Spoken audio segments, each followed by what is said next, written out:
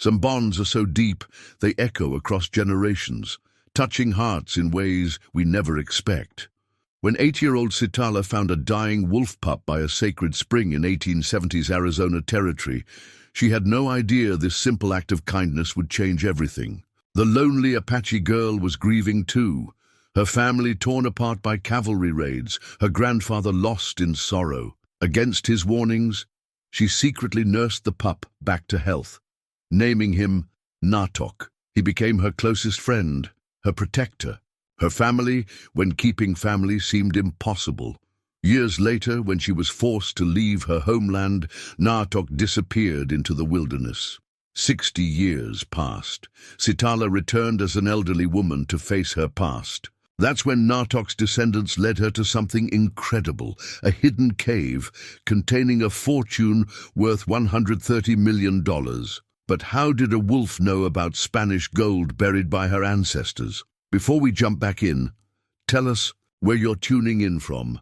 And if this story touches you, make sure you're subscribed, because tomorrow I've saved something extra special for you. The Arizona Territory stretched endlessly beneath a sky so vast it seemed to swallow the earth whole. In 1873, this land held secrets older than memory, whispers of ancient peoples who had walked these red rock canyons for countless generations. Among the juniper and sage, where the desert wind carried stories of spirits and survival, lived the remnants of the Chiricahua Apache, a proud people now confined to a reservation that felt more like a prison with each passing season. 8-year-old Sitala knelt by the sacred spring that had sustained her family's bloodline for more generations than anyone could count. Her small fingers traced the smooth surface of a river stone her grandmother had once used in healing ceremonies, a stone that seemed to pulse with the heartbeat of the earth itself.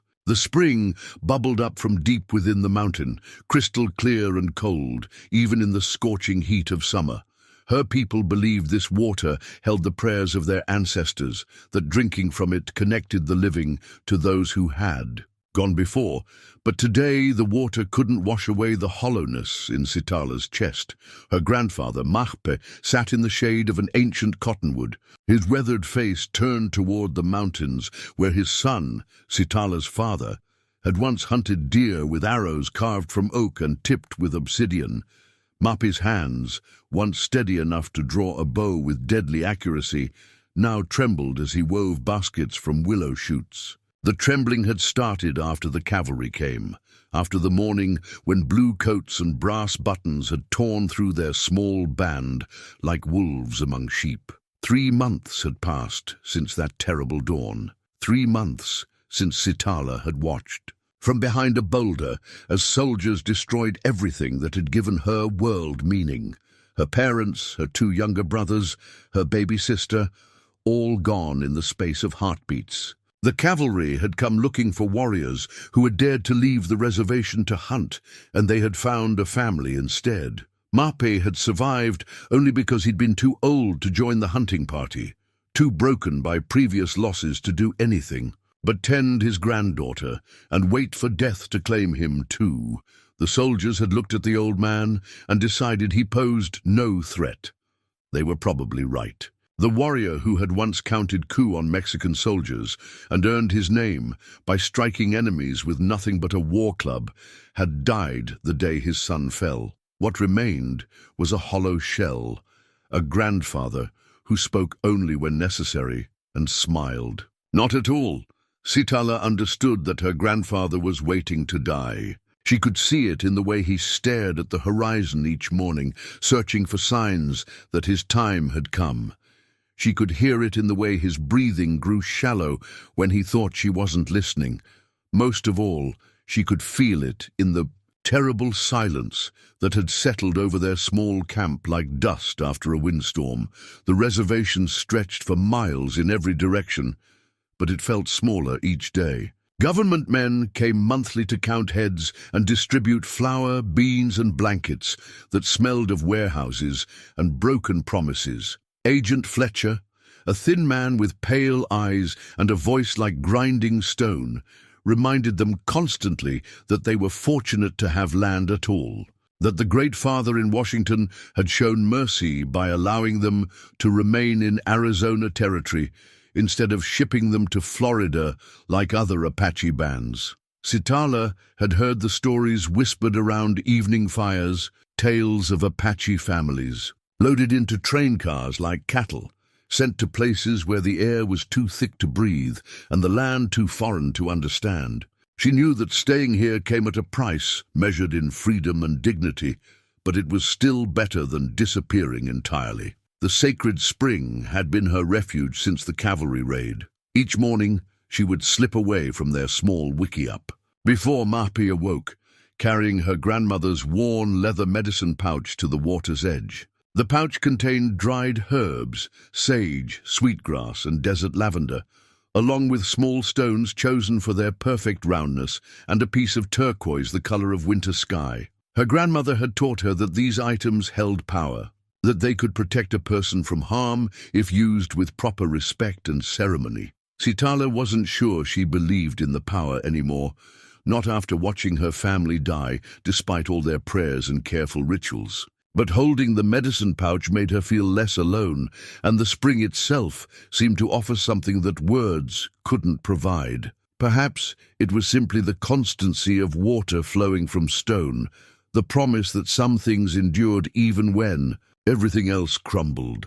On this particular morning, the desert air carried the scent of rain from distant mountains. Summer monsoons would arrive soon, bringing flash floods that could turn dry arroyos into raging rivers within minutes. Sitala loved the storms for their fierce beauty, the way lightning split the sky and thunder rolled across the valley like the voices of ancient gods.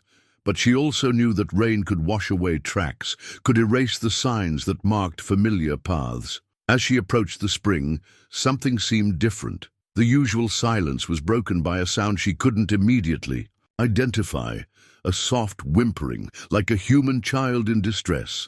Sitala froze, every sense alert to potential danger. Apache children learned early to move quietly, to listen before looking, to trust instincts that had been honed by generations of survival. The sound came again, weaker this time, but clearly alive. Sitala crept closer, using skills her father had taught her during their last hunting trip together. She placed each foot carefully, avoiding stones that might shift or branches that might snap. Her breathing remained slow and controlled, her eyes scanning constantly for movement or signs of threat.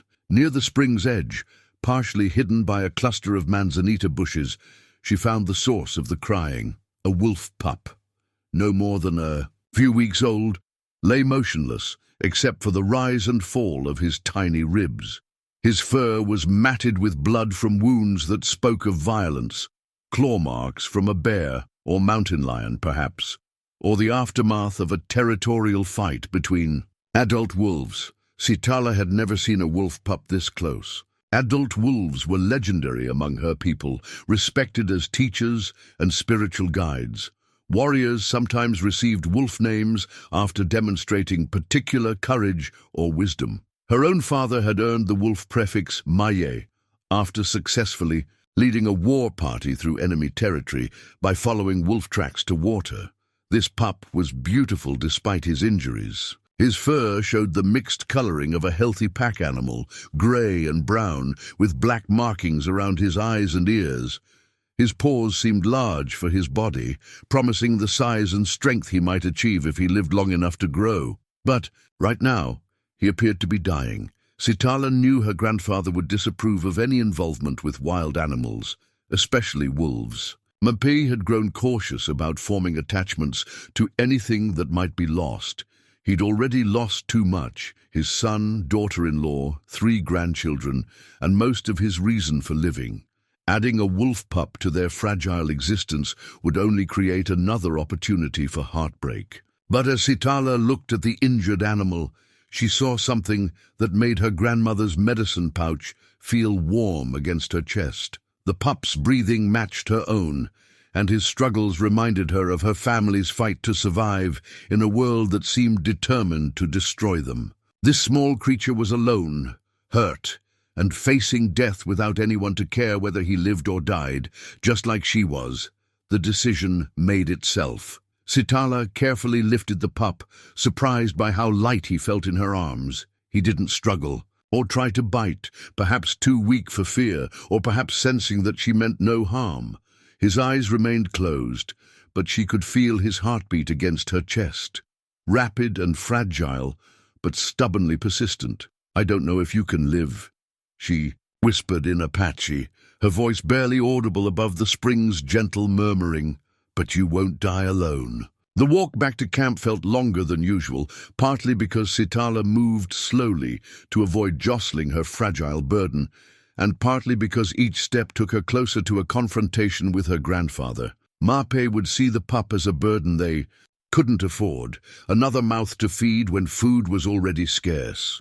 He would remind her that wolves were wild animals, dangerous when grown, impossible to keep safely near human habitation. He would be right about all of those things. But Sitala had already decided that being right wasn't the same as being wise, and wisdom sometimes meant taking risks that logic couldn't justify. Their wickiup sat in a small grove of oak trees, traditional Apache dwelling that could be assembled or taken down within hours if necessary.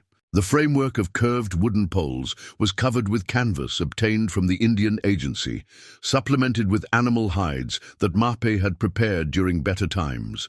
Smoke drifted from a small fire where coffee, another government commodity, warmed. In a dented metal pot, Mape looked up as Sitala approached, his dark eyes immediately focusing on the bundle in her arms. His expression didn't change, but she could see him calculating the implications of what she carried. Her grandfather had survived 7 decades by making careful choices, and most of those choices involved avoiding unnecessary complications. "Grandfather," Sitala said, using the formal Apache term that showed respect. "I found him by the sacred spring. He's hurt." Mape studied the pup for a long moment, his weathered face revealing nothing of his thoughts. Finally, he spoke in the quiet voice that had replaced his once commanding presence. "Wild things belong in the wild, granddaughter. This one will die whether we help him or not." "Maybe," Sitala replied, settling cross-legged beside the fire with the pup still cradled in her arms. "But I found him at grandmother's spring. She always said that place was where the spirit sent messages." It was a calculated argument. Mape had loved his wife deeply, and her memory remained one of the few things that could still move him to action. Grandmother had indeed believed that the sacred spring was a place of spiritual communication, and she had taught Sitala to watch for signs and omens in its vicinity. Mape's silence stretched long enough that Sitala began to hope she had won this small battle. Then he sighed, a sound that seemed to carry all the weight of his accumulated losses. "If you choose to try, the responsibility is yours alone. I won't help you keep something alive that's meant to die." It wasn't permission. Exactly, but it wasn't prohibition either. Sitala accepted the compromise gratefully, understanding that her grandfather was offering what little flexibility his broken spirit could manage. As the sun climbed higher into the morning sky, she began the patient work of trying to save a life that might already be beyond saving. Using clean water from their supplies and soft cloth torn from one of her shirts, she gently cleaned the pup's wounds. The injuries looked worse than they actually were, painful and frightening, but not necessarily fatal if infection could be prevented. The pup's eyes opened while she worked, revealing the bright yellow-brown color that marked him as a true wolf rather than a mixed-breed dog. He regarded her with what seemed like curious intelligence, as if trying to understand why this human child was touching him with such careful gentleness. "I'll call you Naatok," she told him softly, using the Apache word that meant "he plays." It seemed appropriate for someone so young, and it carried positive associations that might help him grow strong. Naatok accepted the name by falling asleep in her arms, his tiny body finally relaxing as warmth and safety allowed exhaustion to claim him. Sitala held him throughout the morning, feeling something she hadn't experienced since the cavalry raid, a sense of purpose that extended beyond mere survival. She didn't know that this moment would change the course of her entire life, or that the sleeping wolf pup would eventually lead her to a discovery worth more than most people could imagine. All she knew was that they were no longer alone, and sometimes that was enough to make the future seem possible again. 3 weeks passed before Agent Fletcher arrived with news that would shatter what remained of Sitala's world. During those weeks, Naatok had transformed from a dying creature into a playful companion who seemed to understand Apache words as well as any human child. The wolf pup had grown strong on a diet of milk from the reservation's cattle herd, supplemented by small pieces of meat that Sitala saved from their meager rations. She had woven him a collar from sweet grass and thin strips of willow bark, a simple band that marked him as belonging to someone rather than roaming wild. The collar served a practical purpose too, allowing her to keep him close when necessary, while still giving him freedom to explore their immediate area. Naatok wore it with patient dignity, as if understanding that it represented safety rather than captivity. Grandfather Mahpe had maintained his official position of indifference toward the wolf, but Sitala noticed small signs of acceptance. He no longer objected when Naatok slept near their fire at night. He had even been observed sharing a piece of dried meat with the pup when he thought Sitala wasn't watching. Most telling of all, Mahpe had begun carving a small wooden wolf figurine. During his evening hours, working the oak with tools that had belonged to his father.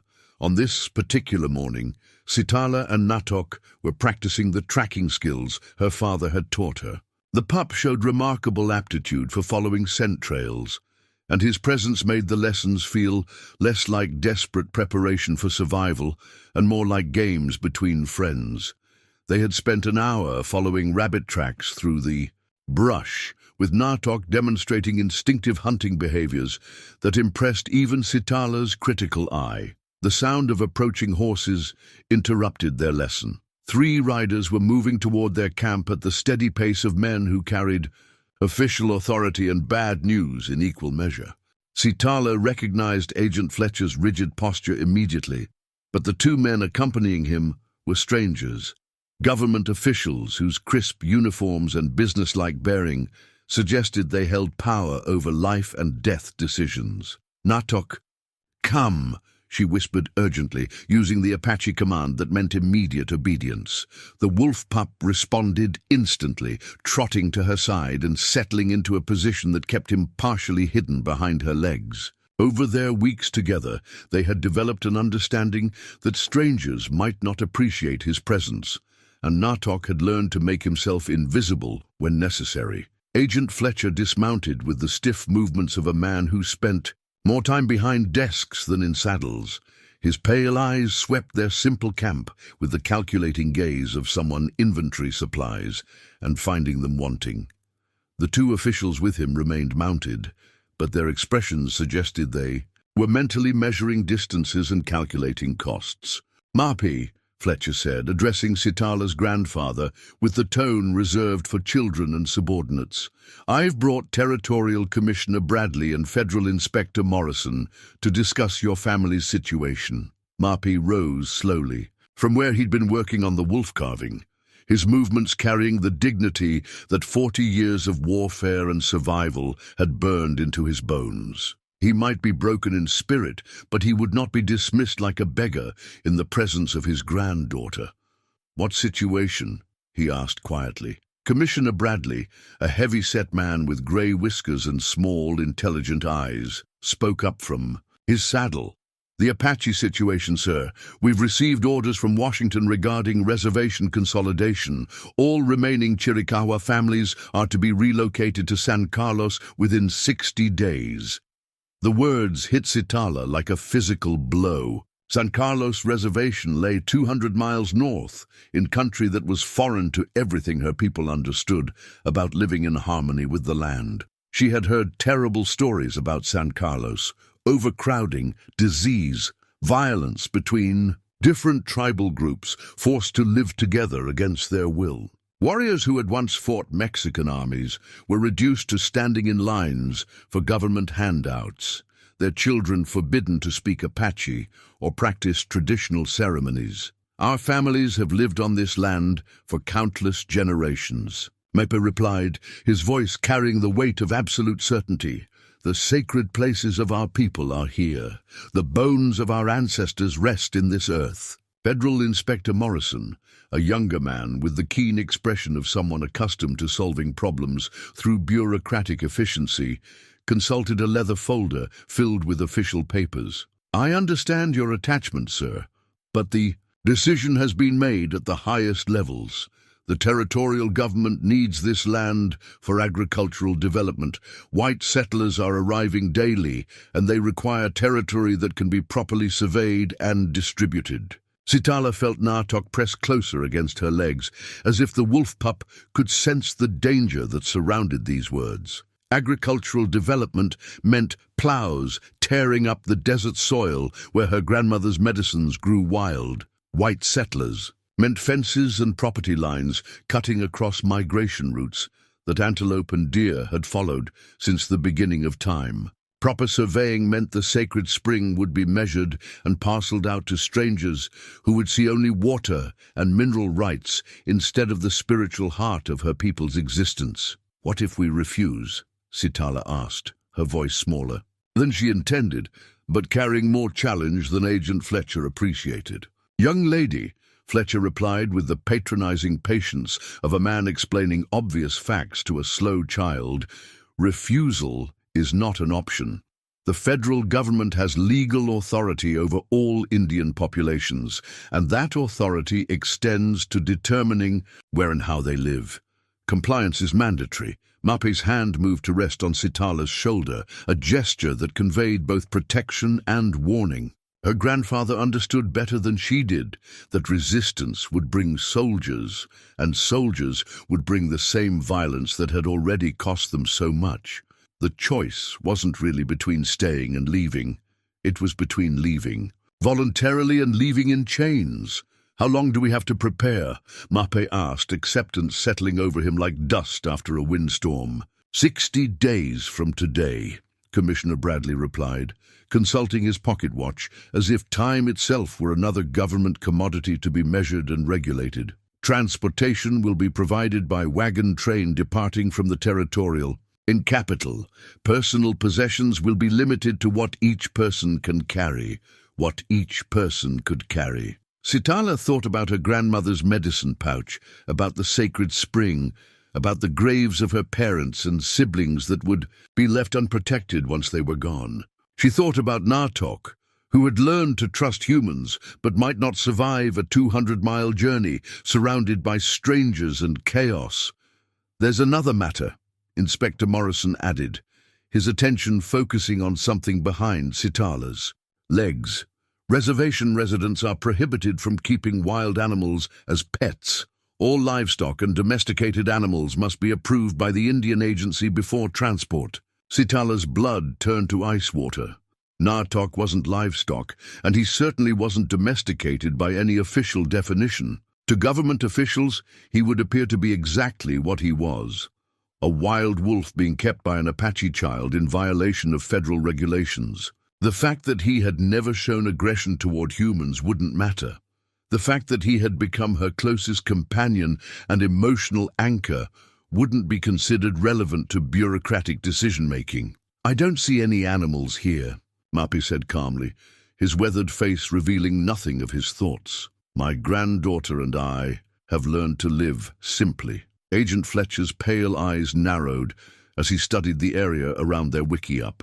Sitala could feel him searching for evidence of animal presence: food bowls, waste, tracks in the dirt around their fire.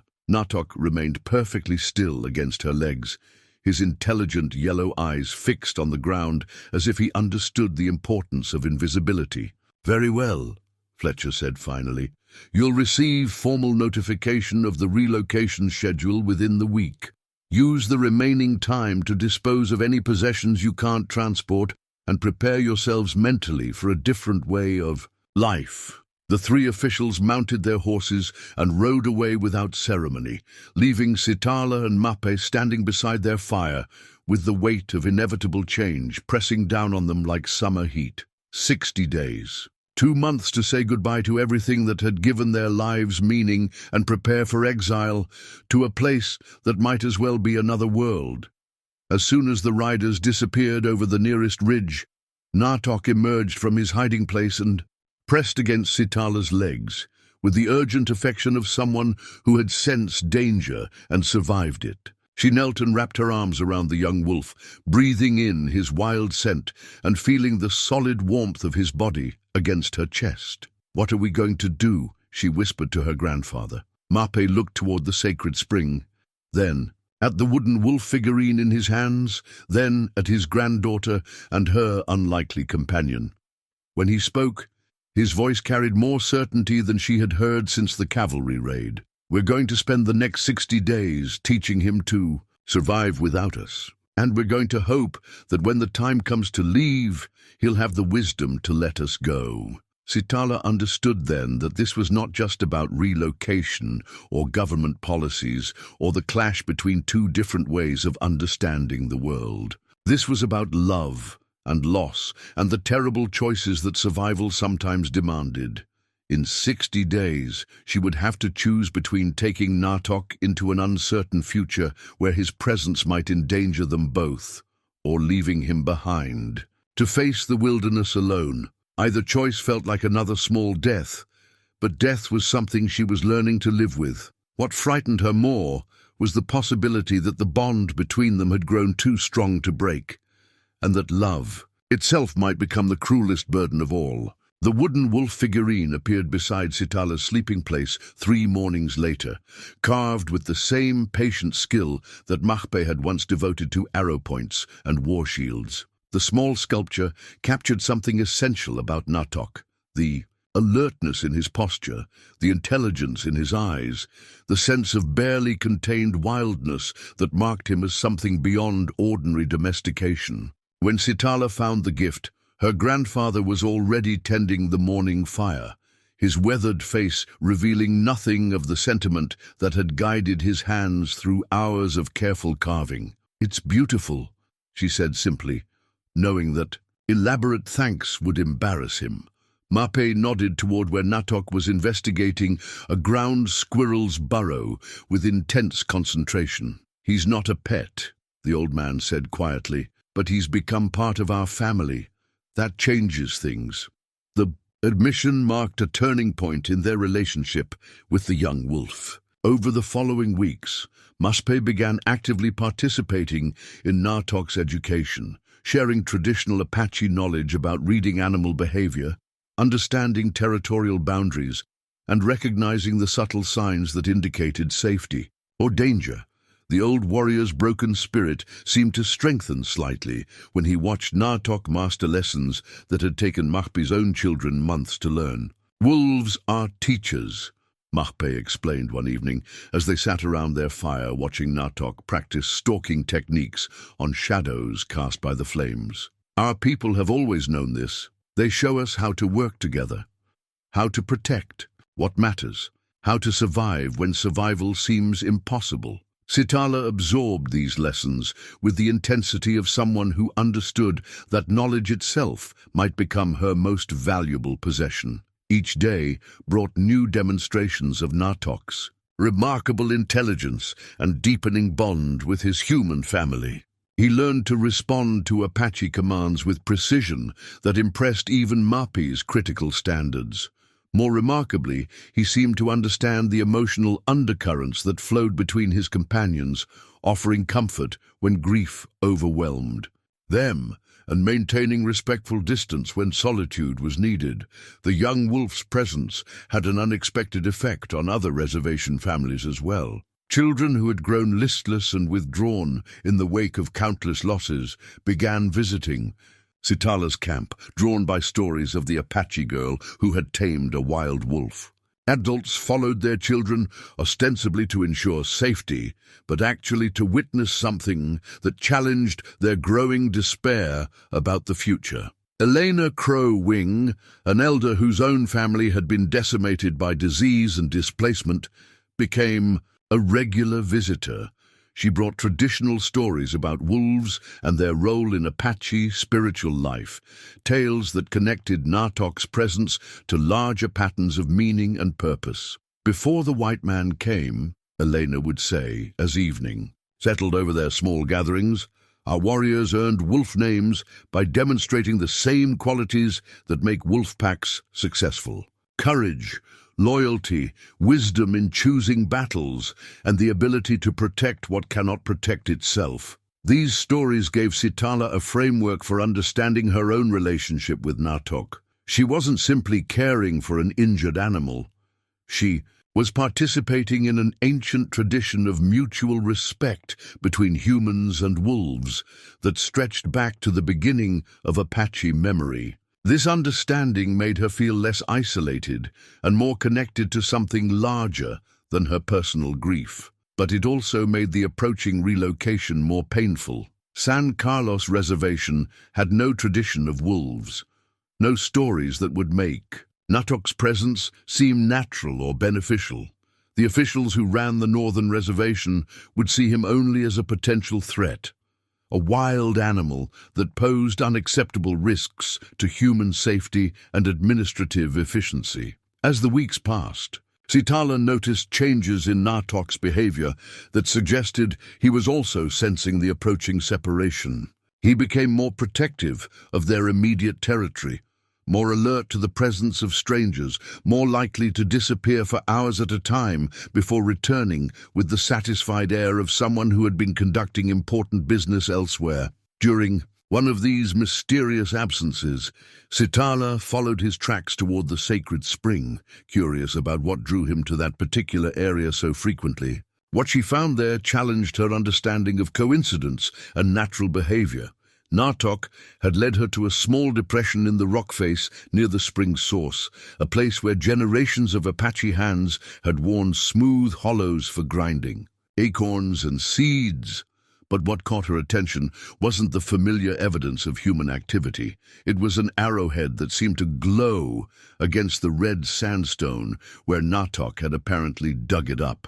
The arrowhead was unlike anything Sitala had seen before, made from a material that looked like obsidian, but caught light in ways that volcanic glass never did.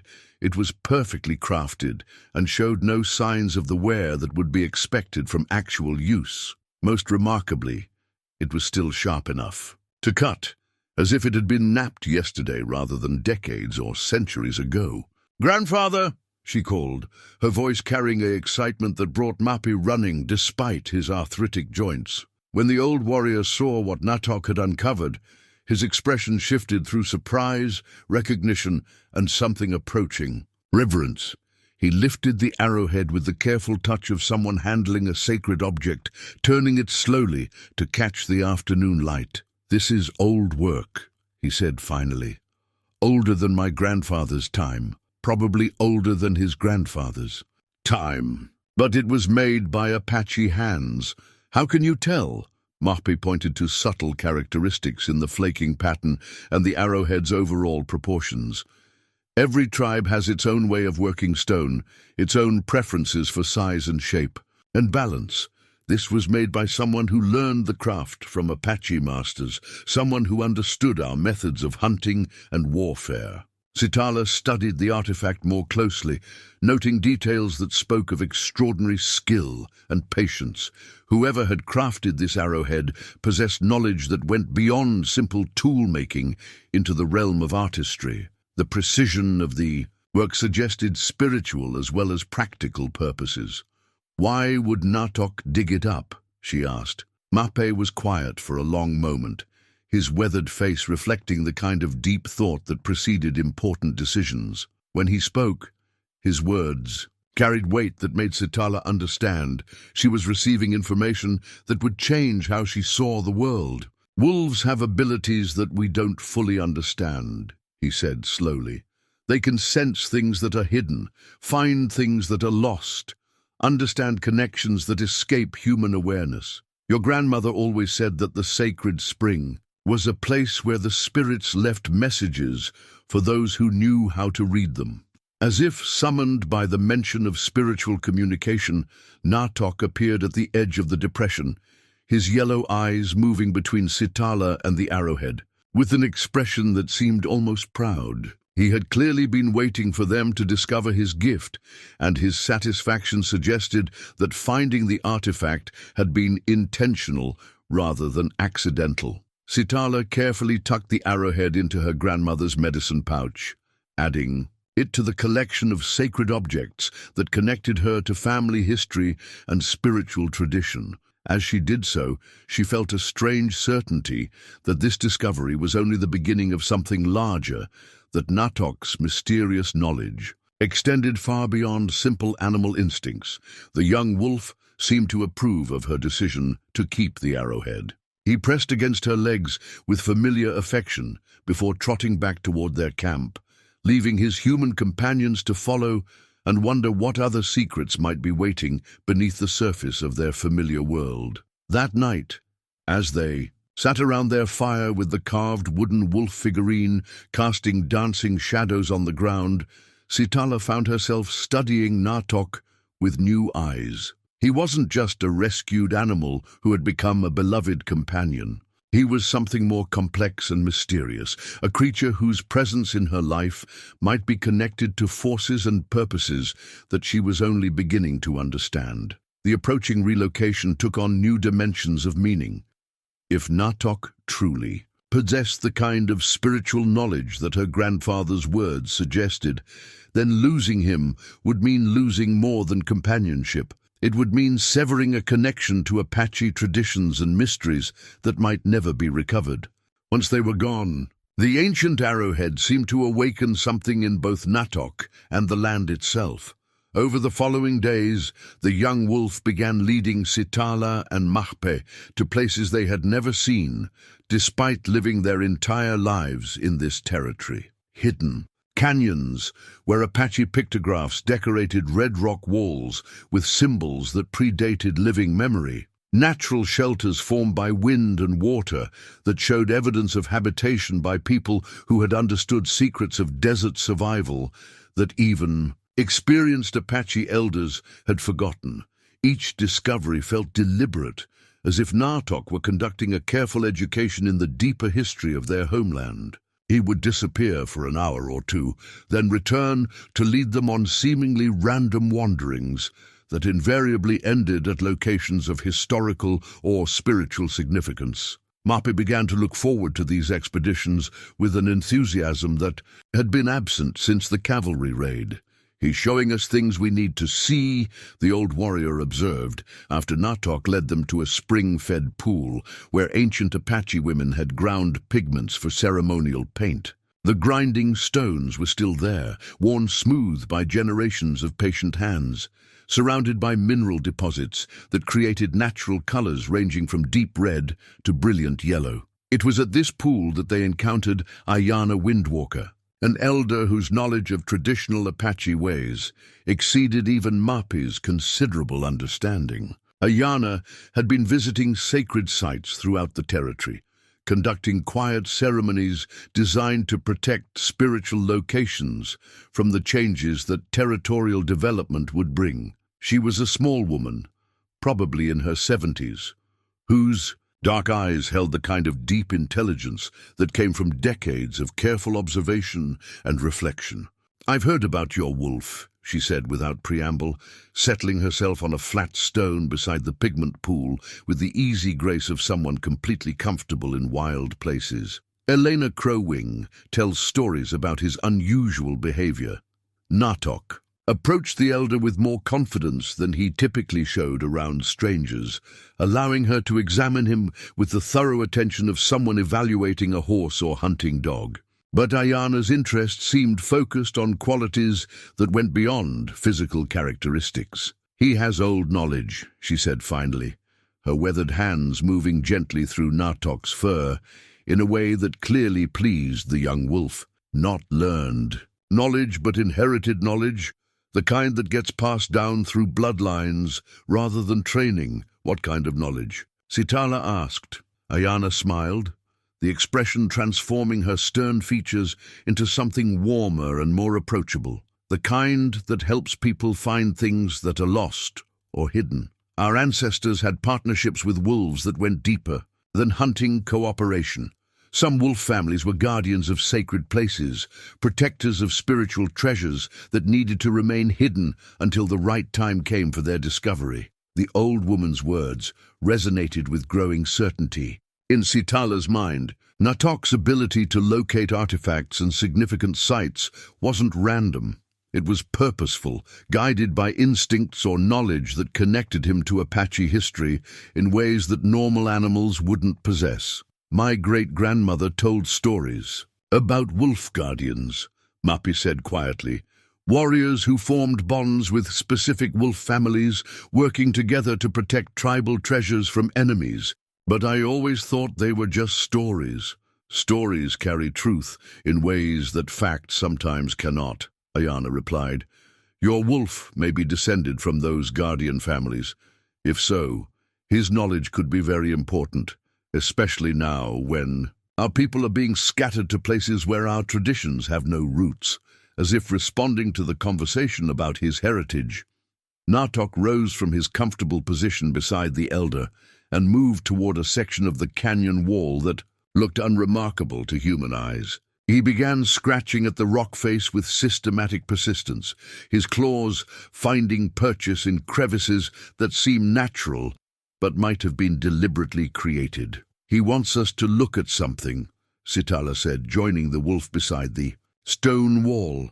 What Naatok had discovered was almost invisible unless someone knew exactly where to look. A series of shallow handholds had been carved into the rock, creating a climbing path that led up the canyon wall toward a ledge that couldn't be seen from ground level. The handholds were weathered by centuries of wind and rain, but they were unmistakably human work, created by people who needed access to some place important enough to justify the dangerous climb. I'm too old for that kind of adventure, Mape said, studying the climbing route with the eye of someone who had once possessed the skill and nerve to attempt it. I'm not, Sitala replied, already testing the first handhold for stability. The climb proved less dangerous than it appeared.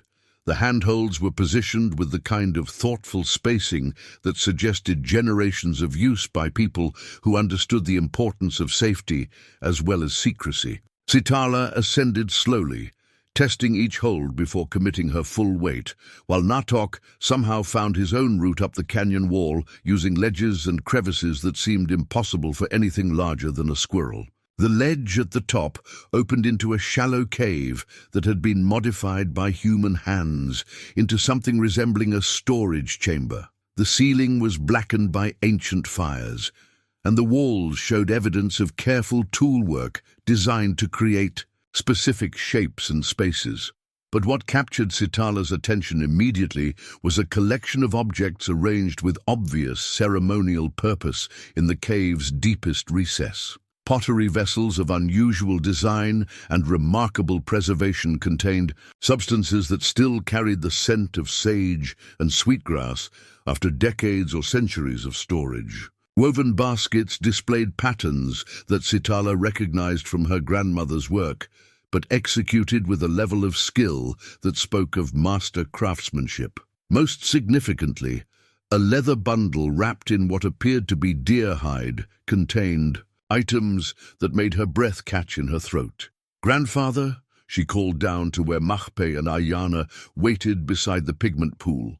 "You need to see this." The contents of the leather bundle represented a treasure beyond anything Sitala had imagined possible.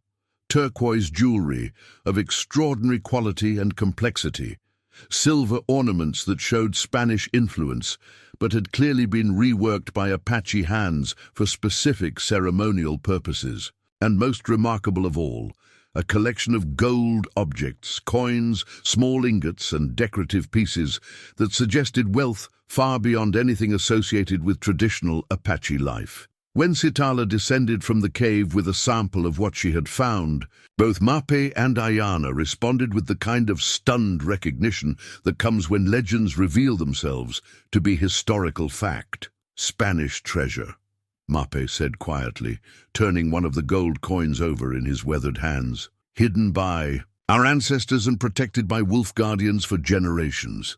Ayana nodded slowly, her dark eyes reflecting deep satisfaction mixed with concern.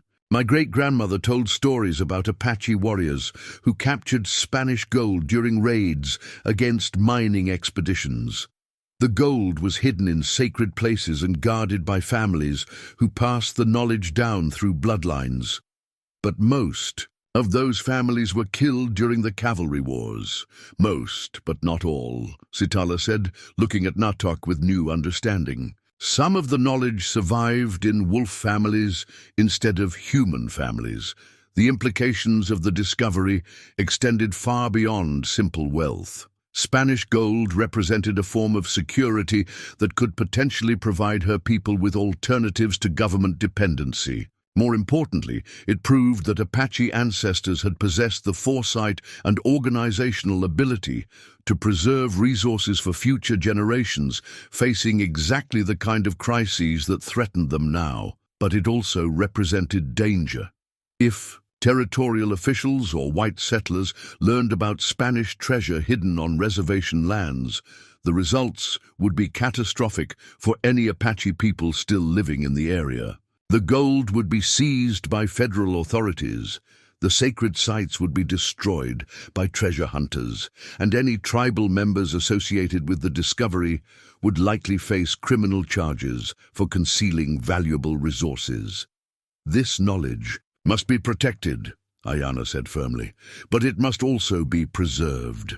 Your wolf has shown you something that could be crucial to our people's survival, but only if it's handled with wisdom. As they prepared to leave the canyon, Sitala carefully returned the gold objects to their hiding place while keeping the ancient arrowhead that had started this chain of discoveries. The arrowhead would serve as physical proof of what they had found, but more importantly, it would remind her that some knowledge came with responsibilities that extended beyond personal benefit. Naatok seemed satisfied with the results of his guided tour, leading them back toward their camp with the confident stride of someone who had successfully completed an important task. But Sitala noticed that he paused frequently to mark trees and rocks with scent markers, as if creating a map that other wolves would be able to follow. He's making sure the knowledge won't be lost if something happens to him, she realized. The thought sent a chill through her that had nothing to do with the evening air. In 35 days, she and Mapi would be loaded onto wagons bound for San Carlos Reservation, leaving Naatok behind to guard secrets that might be crucial to Apache. Survival. The young wolf was preparing for a separation that would test his ability to maintain ancient responsibilities without human partnership. That night, as they sat around their fire with the carved wolf figurine casting shadows that seemed to dance, with life, Sitala understood that their remaining time together had taken on new meaning. They weren't just preparing to say goodbye to a beloved companion. They were participating in the continuation of a tradition that connected present survival needs to ancestral wisdom and spiritual guardianship. The Spanish gold would wait in its hidden cave, protected by wolf knowledge and Apache prayers, until circumstances allowed for its discovery by people who would use it wisely. Whether those people would be Sitala and her descendants, or entirely different generations facing their own survival challenges, remained to be seen. What mattered now was ensuring that the knowledge itself survived the approaching separation, and that both human and wolf guardians understood their roles in preserving something that might prove essential when all other resources failed. With 27 days remaining before the forced relocation, Agent Fletcher arrived at their camp, accompanied by a surveyor whose job was to catalogue and evaluate any Apache possessions that might be worth preserving or selling to offset government transportation costs. The surveyor, a thin man named Williams with ink-stained fingers and the pale complexion of someone who spent most of his time indoors, began making notes about their few belongings with the methodical precision of someone inventorying warehouse stock. Sitala watched the process with growing anxiety, particularly when Williams showed interest in items that had belonged to her grandmother. The medicine pouch, several pieces of traditional jewelry, and a collection of pottery that represented generations of family craftsmanship. To the surveyor, these objects were simply artifacts that might bring good prices from collectors interested in authentic Indian goods. To Sitala, they were irreplaceable connections to family members she would never see again. "This is quite invaluable," William said, examining a silver bracelet that had been worn by Apache women in Sitala's family for at least 4 generations. Spanish colonial work modified by native artisans. There are collectors in California who would pay substantial sums for pieces like this. "It's not for sale," Sitala replied firmly. Agent Fletcher looked up from his own notebook with the expression of someone whose patience was being tested by unreasonable behavior. "Young lady, you need to understand that transportation to San Carlos will be expensive, and the federal government expects reservation residents to contribute what they can toward the costs of their own relocation." The argument that followed revealed fundamental differences in how Apache people and government officials understood the relationship between ownership and cultural identity. To Fletcher and Williams, possessions were commodities that could be evaluated, traded, or disposed of based on practical considerations and market values. To Sitala and Mape, certain objects carried spiritual significance that made their sale equivalent to selling pieces of their own souls. The debate was interrupted by Naatok's sudden appearance at the edge of their camp, carrying something in his mouth that made both government officials step backward in surprise and concern. The young wolf approached Sitala with obvious pride and dropped his prize at her feet. A Spanish gold coin, tarnished with age but unmistakably valuable. "Where did that come from?" Agent Fletcher demanded, his pale eyes moving between the coin and the wolf with the kind of intense focus that suggested official interests had just been activated.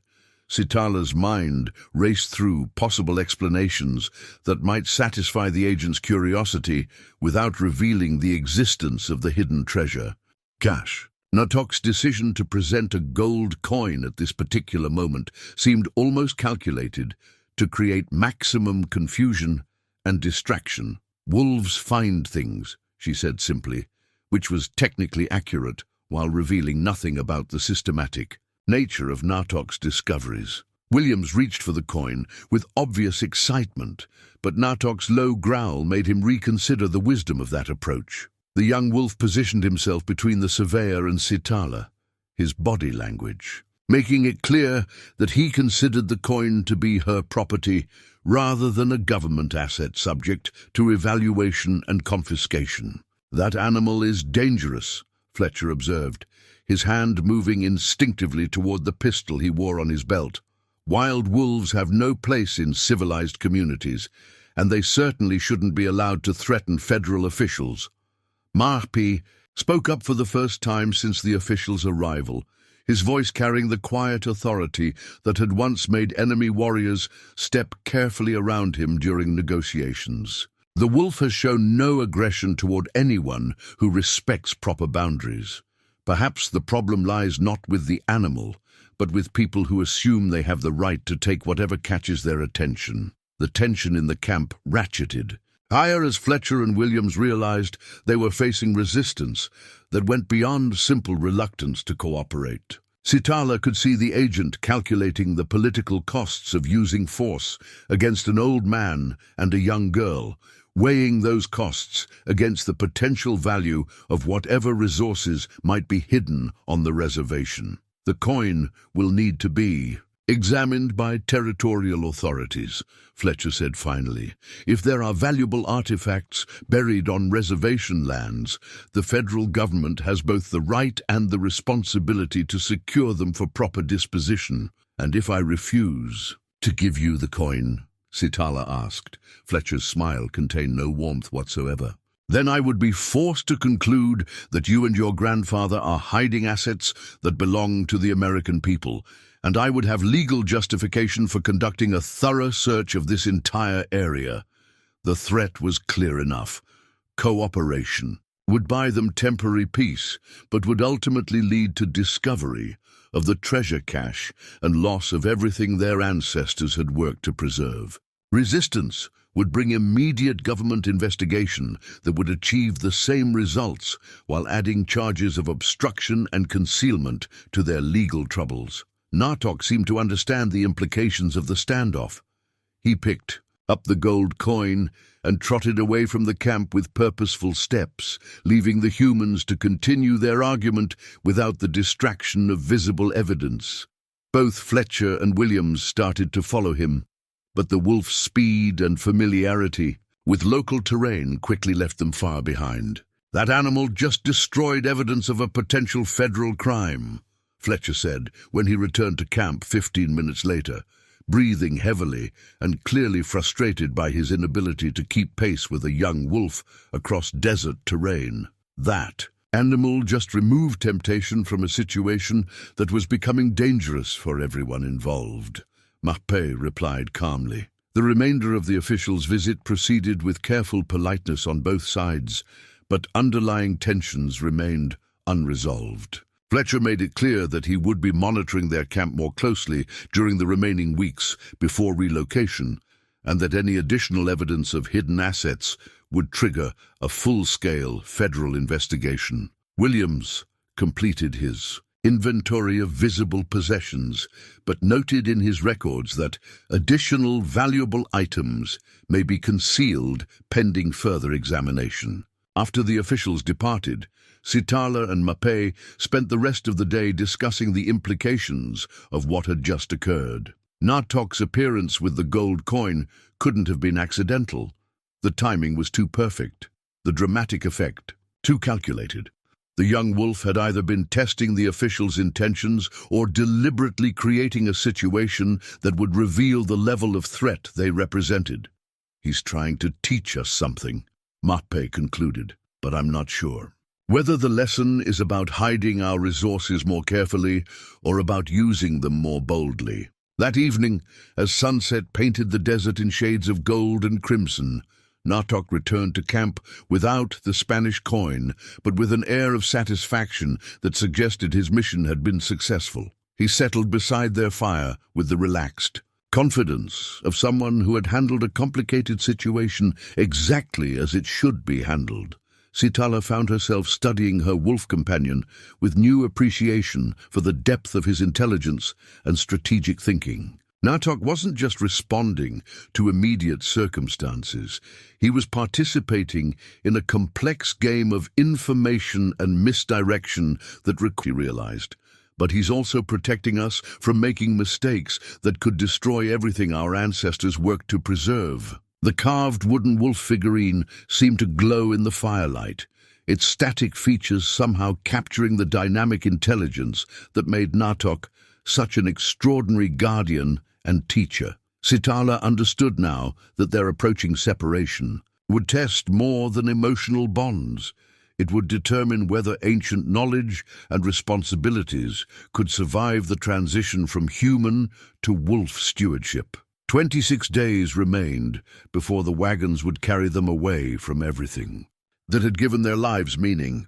26 days to complete Naatok's education in the subtle arts of preserving secrets while revealing just enough truth to maintain the trust of those who would need access to Apache treasures when survival depended on it. The final week before relocation arrived with the inexorable certainty of winter, bringing with it a sense of endings that permeated every aspect of daily life. Other Apache families had already begun the process of leaving their traditional homes, loading possessions into government wagons, and saying farewell to graves and sacred places they would never see again. The reservation had taken on the hollow feeling of a place being systematically abandoned, with empty wickiups standing like silent monuments to lives that had been uprooted and transplanted elsewhere. Marpe spent these last days crafting a ceremonial war lance from seasoned oak, working with tools that had belonged to his father and grandfather before him. The weapon was not intended for warfare. At 70, the old warrior's fighting days had ended with the cavalry raid that claimed his son. Instead, the lance represented the transfer of family responsibilities and cultural guardianship to his granddaughter, who would carry Apache traditions into an uncertain future where such knowledge might prove essential for survival. The lance's shaft was decorated with symbols that told the story of their family's connection to the land, their relationships with spiritual forces, and their responsibilities as keepers of ancestral wisdom. Eagle feathers marked victories in battle and successful vision quests. Bands of color indicated alliances with other families and participation in important ceremonies. Most significantly, a carved wolf's head near the weapon's point acknowledged Naatok's role in revealing hidden treasures and ancient secrets. "This belongs to you now," Mape said on the evening before their departure, presenting the lance with the formal ceremony that such transfers required. "It carries the weight of 5 generations of Apache warriors, but it also carries the responsibility of protecting what cannot protect itself." Sitala accepted the lance with understanding that went beyond her 14 years, recognizing that she was receiving more than a weapon or ceremonial object. She was becoming the guardian of family legacy and cultural memory, the keeper of secrets that might prove crucial when everything else had been lost or destroyed. That same evening, as they sat around what would be their final fire in the place where she had grown up, Ayana Windwalker arrived with news that would make their departure even more difficult. Federal marshals had been asking questions throughout the territory about rumors of Spanish gold hidden on Apache lands. Someone, possibly Agent Fletcher, possibly one of the surveyors who had been cataloging tribal possessions, had reported the discovery of valuable artifacts that might represent significant government assets. "They're planning a systematic search after the Apache families have been relocated," Ayana explained, her weathered face grave with concern. "Once the land is officially empty of tribal residents, they intend to bring in mining equipment and professional treasure hunters to locate whatever your wolf has been showing you." The implications were clear and devastating. Everything that Naatok had worked to reveal and protect would be lost to government seizure and commercial exploitation. The careful balance between preservation and accessibility that Apache ancestors had maintained for generations would be destroyed by people who saw only monetary value in objects that carried spiritual significance beyond any price. "What can we do?" Sitala asked. "Nothing while we remain here," Mape replied quietly. "But once we're gone, the land will need different kinds of protection." As if summoned by the mention of his responsibilities, Naatok appeared at the edge of their fire circle, carrying yet another object that demonstrated his connection to hidden Apache treasures. This time, his gift was a piece of pottery unlike anything Sitala had seen before, a water vessel decorated with symbols that seemed to combine Apache artistic traditions with Spanish colonial influences in ways that suggested cultural exchange, rather than simple conquest. The pottery's surface told a story in pictures and symbols that Ayana was able to interpret with the expertise of someone who had spent decades studying traditional Apache communication methods. The images depicted Spanish soldiers arriving in Apache territory, negotiations between military commanders and tribal leaders, and agreements that involved the protection of valuable resources in exchange for safe passage through traditional hunting grounds. "Your ancestors weren't just raiding Spanish gold," Ayana realized, studying the pottery with growing excitement. They were partners in hiding it. The Spanish were facing attacks from other tribes and Mexican revolutionaries, and they needed Apache cooperation to keep their treasure secure until they could transport it safely to colonial authorities. This revelation transformed everything. They thought they knew about the hidden cache and their family's connection to it. Instead of being war booty taken from enemies, the Spanish gold represented payment for services rendered by Apache guardians who had risked their lives to protect resources belonging to people who had trusted them with something beyond monetary value. "The pottery is a contract," Mapi said, understanding the implications immediately. "Written proof that our family has legal as well as moral authority to protect what's hidden in the sacred places. But legal authority would mean nothing if federal marshals seized the pottery, along with everything else they found during their systematic search. The document that could potentially establish Apache ownership rights would be buried in government archives, where it would never be seen by anyone with the power to recognize its significance." Naatok seemed to understand the urgency of the situation. He began moving restlessly around their camp, pausing frequently to stare in the direction of the sacred spring, as if calculating distances and timing. His behavior suggested that he was preparing for immediate action, rather than the patient waiting that had characterized his approach to previous challenges. "He knows we're leaving tomorrow," Sitala observed, "and he knows what will happen after. We're gone." As the night deepened toward dawn, they conducted the ceremonies that would mark the end of their connection to this place and the beginning of whatever came next. Mahpi offered prayers for the protection of sacred sites and the wisdom of future guardians. Ayana sang traditional songs that were designed to strengthen spiritual bonds across great distances. Sitala made promises to ancestors and descendants that she would preserve what could be preserved and return when circumstances allowed. Naatok participated in these ceremonies with the solemn attention of someone who understood that he was witnessing the formal transfer of responsibilities from human stewardship to wolf guardianship. When the final prayers had been offered and the last songs sung, he approached each person individually, touching noses in the wolf gesture that marked the formation of permanent bonds between pack members. But when he came to Sitala, his farewell carried additional elements that spoke of deeper understanding and longer-term planning. He placed the pottery vessel at her feet, then picked up the carved wooden wolf figurine that had represented their relationship throughout the summer. For a moment, girl and wolf regarded each other with the kind of complete communication that needs no words. Then Naatok disappeared into the darkness, taking with him the knowledge and responsibilities that would define the rest of his life.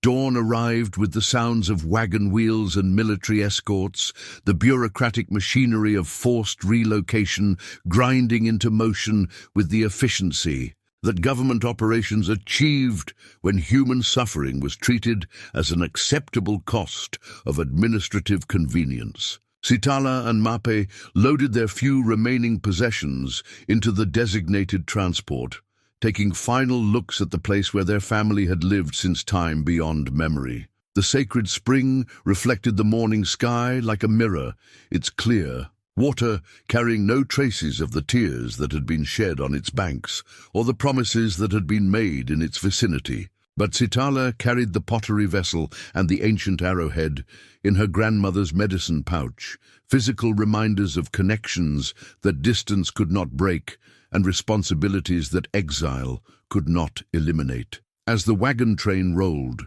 away from the reservation, she watched the desert landscape gradually disappear behind clouds of dust and distance, knowing that she was beginning a journey that might last the rest of her life. But she also knew that somewhere in the hidden places of her homeland, a young wolf would be standing guard over treasures that belonged to the future as much as the past. 60 years had passed like leaves scattered by desert winds. The young Apache girl who had left her homeland in 1873 had become a weathered woman of 74, her dark hair now silver, her hands marked by decades of hard work and careful survival in a world that had little patience for Apache traditions or Apache people. Sitala had lived through the Indian Wars, the allotment periods, the boarding school era that tried to erase tribal languages and customs, and the grinding poverty that had defined reservation life for generations. She had married a Navajo man named James Silvercloud, raising 3 children who learned to walk between 2 worlds, honoring their Apache heritage while adapting to American expectations that shifted like sand in wind. 2 of her children had died in the influenza pandemic of 1918, leaving only her daughter Mary to carry family memories forward into an uncertain future. Mary had married a white rancher and moved to California, writing dutiful letters but rarely, visiting the small house near Tucson, where Sitala had made her final home. Now, in the autumn of 1932, economic depression had settled over the country like dust over drought-stricken fields. Banks were failing, farms were being abandoned, and even white families with generations of American citizenship found themselves struggling to survive in a world where old certainties no longer provided security or hope. It was during this season of national uncertainty that Sitala made a decision that surprised even her own daughter. She sold her small house, gathered her few precious possessions into a single traveling bag, and began the journey back to the land of her birth, territory she had not seen since that terrible morning when government wagons had carried her family, away from everything that had given their lives meaning. The trip required 3 days of travel by bus and hired automobile, crossing country that had been transformed by mining, ranching, and agricultural development into something that barely resembled the Arizona territory of her childhood. Towns had grown, where once there had been only desert, roads carved straight lines through landscapes that had once required intimate knowledge of water sources and seasonal patterns to traverse safely. But as the automobile climbed into the familiar mountains, where her people had once moved like shadows through country they knew better than the lines on their own palms, Sitala began to recognize landmarks that had survived 60 years of change. The shape of specific ridges, the color of certain rock formations, the way morning light struck particular canyons, all spoke to memories that had remained sharp despite decades of distance and loss. The driver, a young Mexican man named Carlos, who worked for the automobile rental company, grew increasingly nervous as they left established roads and began following tracks that seemed to lead nowhere productive. He had agreed to transport his elderly passenger to ancestral lands for what he assumed would be a brief ceremonial visit, but the remoteness of their destination made him worry about returning safely to civilization. "Are you sure this is right, Senora?" he asked for the 3rd time in an hour. "There's nothing out here but rocks and cactus." "There's everything out here," Sitala replied quietly, her eyes scanning horizons that held more history than most libraries. "You just need to know how to see it." She directed him to a place where the original sacred spring had once fed her family's camps, though government development had altered the water flow and mining operations had scarred the surrounding landscape almost beyond recognition. What had once been pristine desert marked only by Apache presence now showed the heavy impact of industrial extraction and mechanized agriculture. But the spring itself still flowed, its clear water emerging from deep within the earth, exactly where Sitala remembered it, and as she approached the familiar pool where she had first found a dying wolf pup 60 years earlier, she discovered that she was not alone. 3 adult wolves stood at the water's edge, their posture alert but not threatening, their yellow eyes fixed on her with the kind of recognition that suggested they had been waiting for exactly this moment. The largest of the 3, a magnificent male whose grey coat showed the silver markings of maturity and leadership, stepped forward with the confidence of someone who understood his role in whatever was about to happen. Sitala felt her breath catch in her throat as she studied the lead. Wolf's facial features and body structure, the resemblance to Naatok was unmistakable. The same intelligence in the eyes, the same patient dignity in the posture, the same sense of purpose that had made her childhood companion so extraordinary. This wasn't Naatok himself, who would have died of old age decades earlier, but it was clearly his descendant, carrying genetic memory and learned behaviors that connected present circumstances to events from another generation. "You're his son," she whispered in Apache, the words coming naturally despite 60 years of speaking mostly English. or his grandson. The wolf's response confirmed her recognition. He approached with the same careful respect that Naatok had shown, touching her outstretched hand with his nose in the traditional greeting between pack members. The contact established immediate trust and communication that transcended species boundaries, creating the same kind of bond that had defined her relationship with his ancestor. The other two wolves, a female of similar age and a younger male, who might have been their offspring, watched this interaction with obvious approval. They had clearly been briefed on the significance of this meeting, prepared for the return of the human guardian whose partnership with their family had begun with an act of compassion beside this same spring. Carlos remained in his automobile, engine running and hands gripping the steering wheel, as he watched his passenger conduct what appeared to be a conversation with wild animals. His Catholic upbringing had included stories about saints who could speak with creatures, but seeing such communication in person challenged his understanding of what was possible in the ordinary world. The lead wolf began moving away from the spring with purposeful steps, pausing frequently to ensure that Sitala was following. His behavior exactly mirrored Naatok's educational techniques from 6 decades earlier, leading rather than driving, teaching rather than commanding. The other wolves fell into formation around Sitala, creating a protective escort that guided her through terrain that had changed substantially since her childhood. What they showed her defied every assumption she had made about the fate of Apache treasures and sacred sites. The systematic search that federal marshals had conducted in 1873 had indeed located and seized most of the easily accessible caches, shipping Spanish gold and valuable artifacts to government warehouses where they had been catalogued and eventually sold to private collectors. But the wolves had been conducting their own systematic operation during those 60 years. Using knowledge passed down through generations of guardian families, they had relocated the most valuable and spiritually significant items to new hiding places that government searchers couldn't find because they didn't understand Apache relationships. With landscape and sacred geography, the cave where Naatok's descendants led her was larger and more complex than the hiding place she remembered from her youth. Natural chambers had been connected by passages that showed evidence of both wolf excavation and human engineering, creating a storage system that could protect treasures from weather, flood, earthquake, and human discovery. What Sitala found inside challenged every assumption she had held about the scope and significance of her family's responsibilities.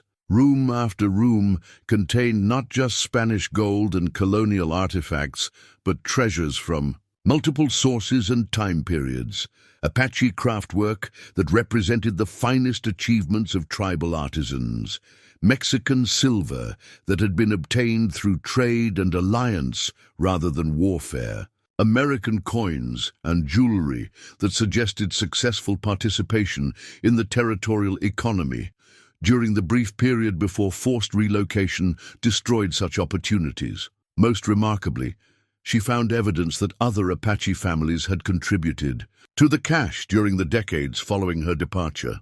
Families facing their own displacement and destruction had managed to preserve valuable items by entrusting them to wolf guardians who could protect them when human protection failed. The total value of what she discovered was impossible to calculate with precision, but conservative estimates would exceed $100 million in current economic terms. More importantly, the spiritual and cultural value of the collection represented irreplaceable connections to Apache history and identity that had been presumed lost forever.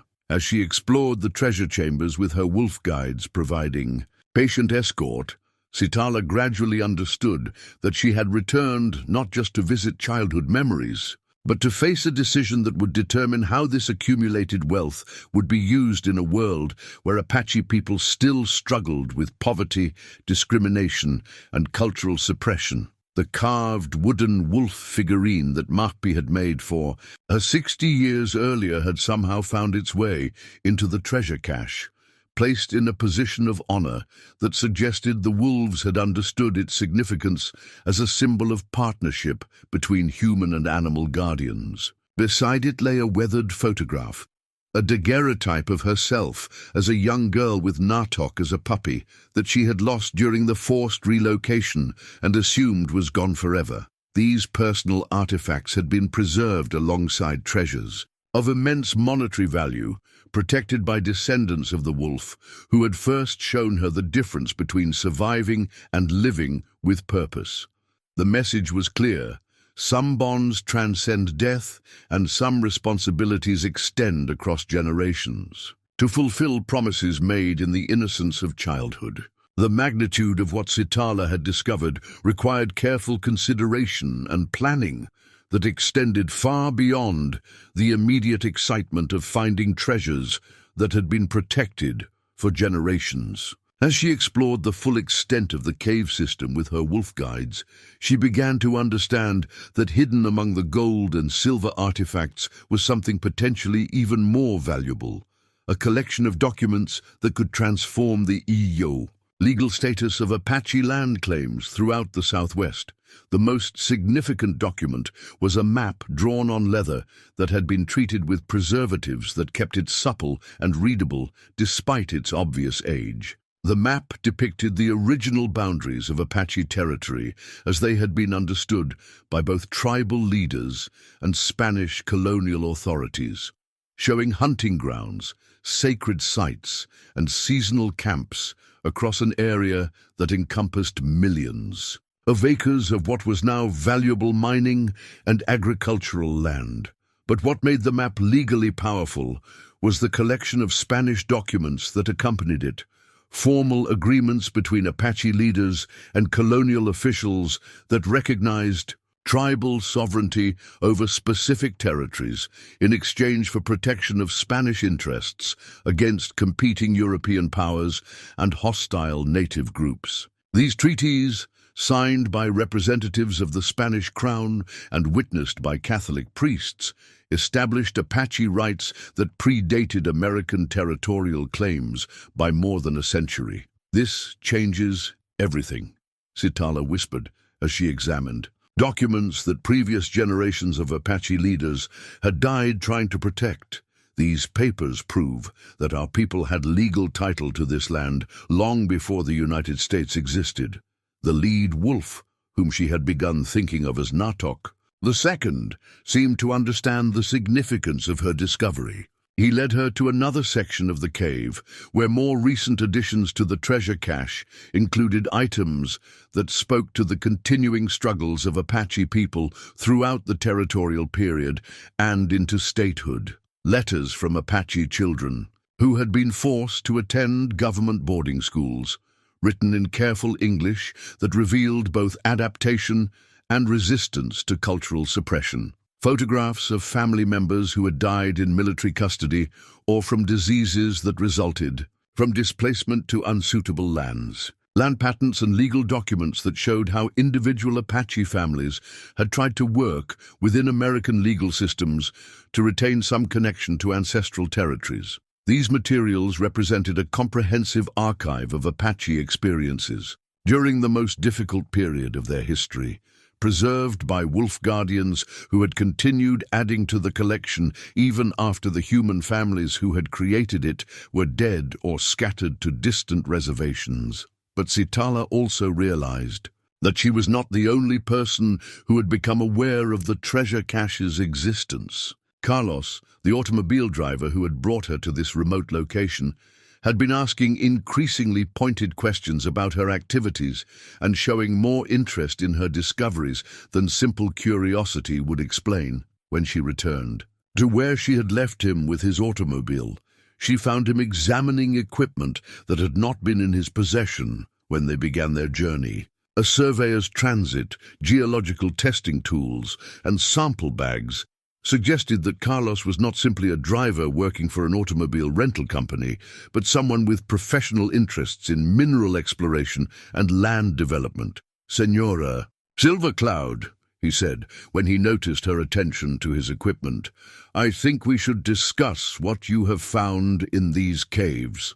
The conversation that followed revealed that Carlos Mendoza worked for a mining consortium that had been systematically investigating reports of Spanish treasure throughout the Southwest. Government records from the 1870s had included references to Apache caches that had never been fully located, and recent economic conditions had made the search for such resources financially attractive to investors with sufficient capital for exploration and extraction. The country is in depression, Carlos explained, his earlier deference replaced by business-like directness.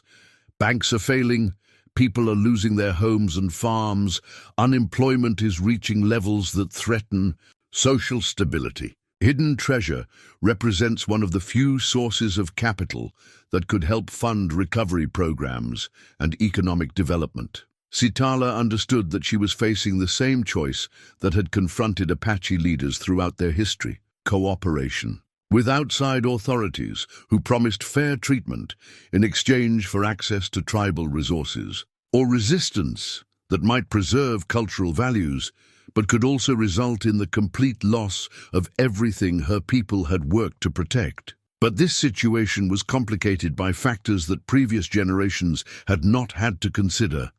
The economic depression had created desperate conditions for people of all backgrounds, not just Apache families. Mining companies and land developers were struggling to find profitable projects, and the discovery of substantial treasure on what was now technically public land could trigger legal battles that might drag on for decades in federal courts. More importantly, Sitala was no longer a frightened child, facing government officials who held absolute power over her life and future. She was an American citizen whose legal rights, while limited by racial prejudice and economic discrimination, were still protected by constitutional guarantees that had not existed during the territorial period. "What exactly are you proposing?" she asked.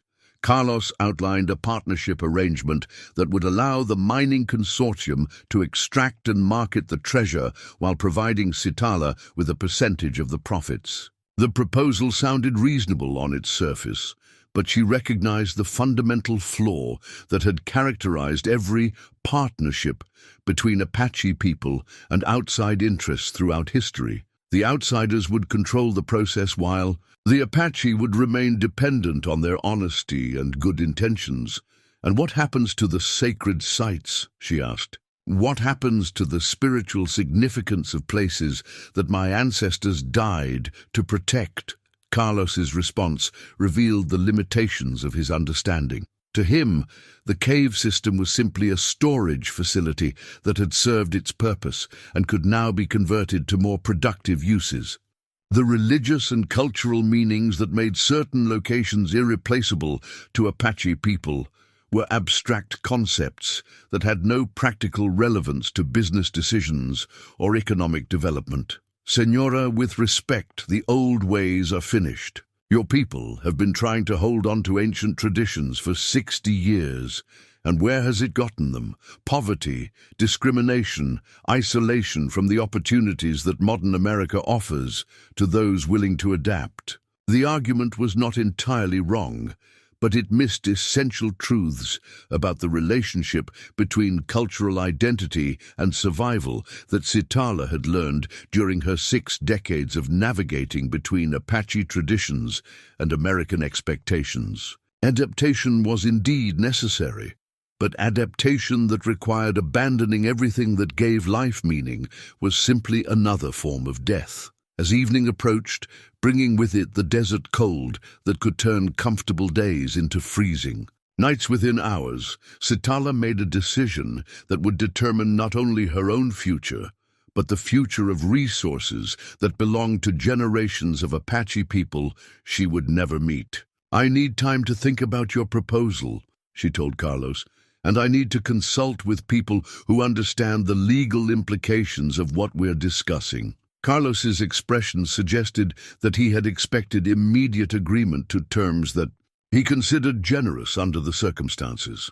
His patience was clearly limited, and his willingness to maintain the polite fiction of partnership might not extend beyond the current evening. "Of course, Senora, But I should mention that my employers are not the only people who have become interested in these caves. There are rumors throughout the territory about Apache treasure, and some of the people investigating those rumors are not as concerned with legal niceties as we are. The threat was subtle, but unmistakable. Cooperation with Carlos's mining consortium might be the best option available, but it was not the only option that other parties were considering. If Sitala refused to negotiate in good faith, she might find herself dealing with people who would simply take what they wanted, without bothering to offer compensation or legal protection. That night, as she camped beside the sacred spring under stars that looked exactly as they had when she was a child,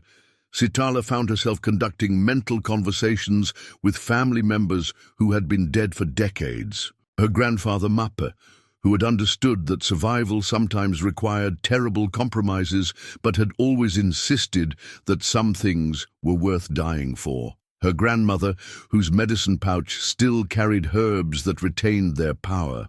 To connect the living with ancestral wisdom. Her parents and siblings, who had died defending values that seemed increasingly irrelevant in a world dominated by industrial development and economic efficiency. The three wolves maintained a protective circle around her small campsite, taking turns on watch duty with the disciplined precision of military sentries. Their presence reminded her that she was not facing these decisions alone, that the partnership between her family and the Wolf Guardians had endured precisely because both sides understood the difference between temporary expedience and permanent responsibility. As dawn approached, bringing with it the necessity of either accepting Carlos's proposal or finding alternative solutions to the challenges that surrounded the treasure cache, Sitala experienced a moment of clarity that connected her current situation to lessons learned during childhood beside this same spring. The carved wooden wolf figurine that Mape had made for her 60 years earlier had somehow found its way back into her possession after 6 decades of separation, protected by wolf guardians who had understood its significance, even when its original owner was beyond their reach. The ancient arrowhead that Naatok had first shown her remained sharp and perfectly crafted, a tool that could still serve its intended purpose despite centuries of storage in hidden places. These objects represented more than sentimental connections to family history. They were proof that careful preservation could maintain value and utility across generations, that some investments in the future required patience and wisdom rather than immediate returns and quick profits. The Spanish treaty documents hidden in the treasure cache offered a third alternative that Carlos had not mentioned, probably because he was unaware of their existence. If those treaties could be authenticated and presented to federal courts under proper legal representation, they might establish Apache claims to territorial ownership that would give tribal leaders control over how resources were used and distributed. Such a legal strategy would be expensive, time-consuming, and uncertain in its outcomes. But it would also preserve the principle that Apache people should determine their own relationship to lands and treasures that their ancestors had died protecting, rather than accepting whatever terms outside interests chose to offer. As the sun climbed above the eastern mountains, casting long shadows across landscapes that held more history than most museums, Sitala began to understand that her childhood bond with a wolf pup had prepared her for exactly this moment. She had learned to think beyond immediate survival needs, to consider long-term consequences and generational responsibilities. She had learned to distinguish between partners who shared her values and those who simply wanted to use her knowledge for their own purposes. Most importantly, she had learned that some decisions could not be made alone, that the wisdom of ancestors and the needs of descendants required consultation with spiritual guides who understood connections between past and future that individual humans could not perceive. The lead wolf approached her as she prepared to face whatever challenges the day might bring, touching her hand with his nose in the gesture that marked renewal of ancient partnerships. His yellow eyes held the same patient intelligence that had made Naatok such an extraordinary teacher and companion, promising that whatever she decided to do would be supported by guardians whose loyalty transcended the boundaries of species and generation. Sitala's decision to reject Carlos's immediate partnership proposal and pursue legal authentication of the Spanish treaty documents set in motion a sequence of events that would test every lesson she had learned about patience, wisdom, and strategic thinking during her 74 years of survival in a hostile world. The first challenge was finding legal representation qualified to handle federal cases involving territorial sovereignty and historical land claims. Expertise that was rare, expensive, and typically unavailable to elderly Apache women with limited financial resources. Her solution came from an unexpected source. Father Miguel Santos, a Catholic priest who served the small mission church in the nearest town, had spent decades studying Spanish colonial history and maintained correspondence with legal scholars who specialized in cases involving pre-American territorial agreements. When Sitala approached him with photocopies of the treaty documents, his response exceeded her most optimistic expectations. "These are extraordinary," Father Santos said, after examining the materials with the careful attention of someone trained in historical research and authentication.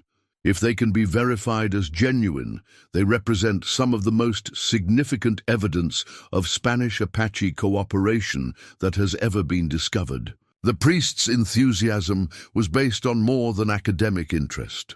The Catholic Church had been involved in many of the original negotiations between Spanish colonial authorities and southwestern tribes, with missionary priests serving as translators, witnesses, and often as mediators when conflicts arose.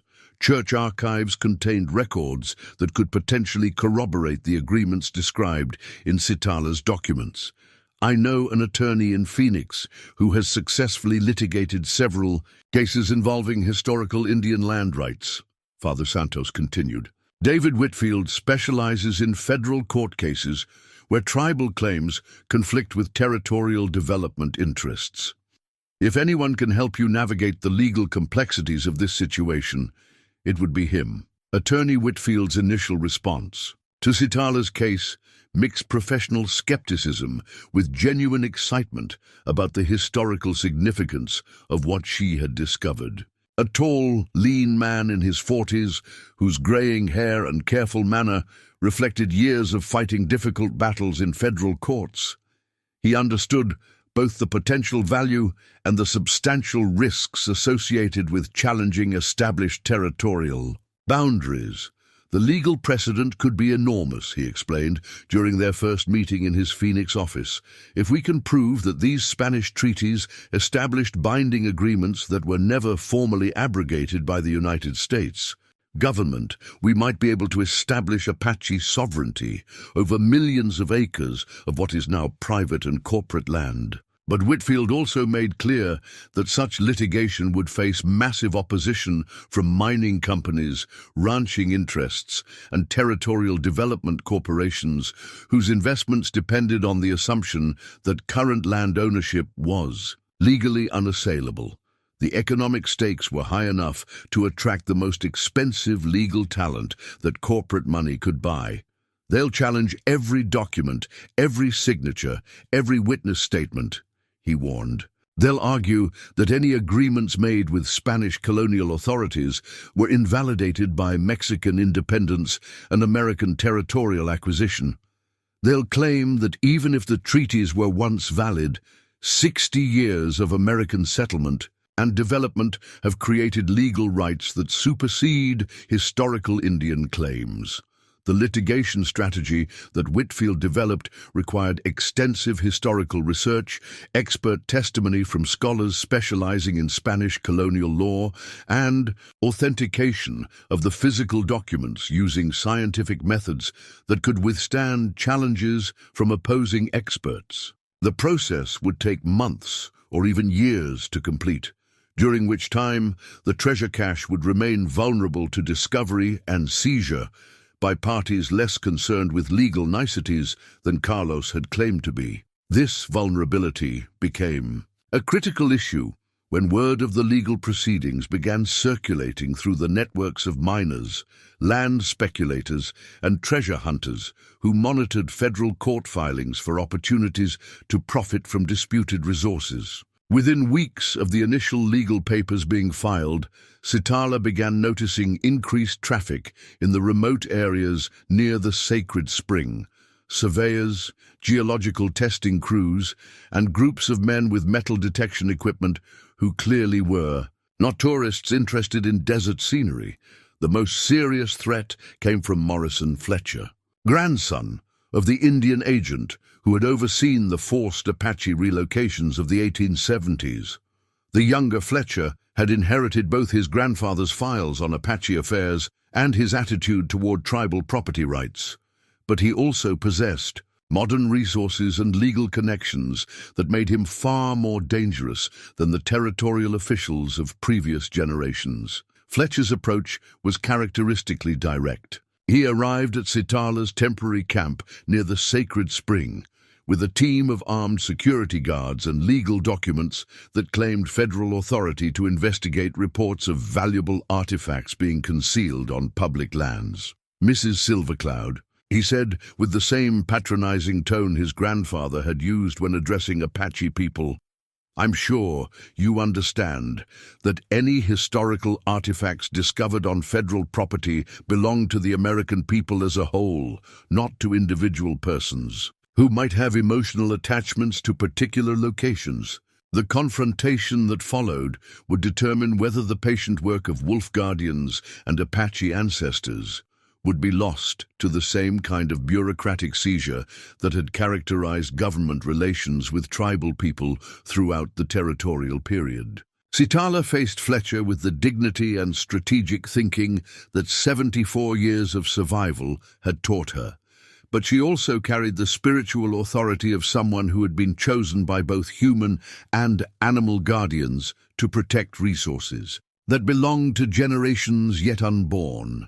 As a white-tipped feather drifted down from the cloudless sky to land at her feet, a sign that Apache tradition associated with spiritual guidance from departed ancestors, Sitala understood that this moment would define not only her own legacy, but the future relationship between Apache people and the lands that had sustained them since time beyond memory. The white-tipped feather that had fallen at Sitala's feet carried more than spiritual significance. It provided the moment of clarity she needed to recognize that Fletcher's legal documents were based on assumptions that the Spanish treaty materials could definitively challenge. As she bent to pick up the feather, her movement revealed something that had been concealed beneath her traveling pack. A leather portfolio containing not just photocopies of the original treaties, but the actual documents themselves. "Mr. Fletcher," she said quietly, her voice carrying the authority of someone who had survived 7 decades of people trying to take what belonged to her family, "I believe you should examine these papers before you make any claims about federal jurisdiction over this area." What happened next would be remembered by legal scholars as one of the most dramatic document authentications in the history of territorial law. The Spanish treaties that Sitala presented were not only genuine, they were signed by colonial officials whose authority was confirmed by royal seals that made their agreements binding under both Spanish law and the international treaties that had governed the transfer of southwestern territories to the United States. Fletcher's legal team included historians and document experts who recognized immediately that they were examining materials of extraordinary significance. The treaties established Apache territorial sovereignty over an area that encompassed not just the land where they were standing, but thousands of acres that had been sold to mining companies and ranching corporations under the assumption that such sales were legally valid. These documents, if authenticated, could invalidate property transfers worth millions of dollars. One of Fletcher's experts whispered to his employer, "Every mine, every ranch, every town built on the territories described in these treaties could face legal challenges that would tie up ownership for decades." But Fletcher had not built his career on accepting defeat when initial strategies proved insufficient. He immediately began arguing that even valid Spanish treaties could not supersede the authority of the United States federal government to manage territorial resources in the national interest. The economic development of the Southwest has created communities, jobs, and infrastructure that benefit thousands of American families, he declared. Historical Indian claims cannot be allowed to disrupt the legitimate expectations of citizens who have invested their life savings in property and businesses that contribute to regional prosperity. This argument might have prevailed in earlier decades when federal courts routinely dismissed tribal claims regardless of their legal merit. But the Great Depression had created new political realities that made judges more sympathetic to arguments about economic justice and the rights of ordinary people against corporate interests.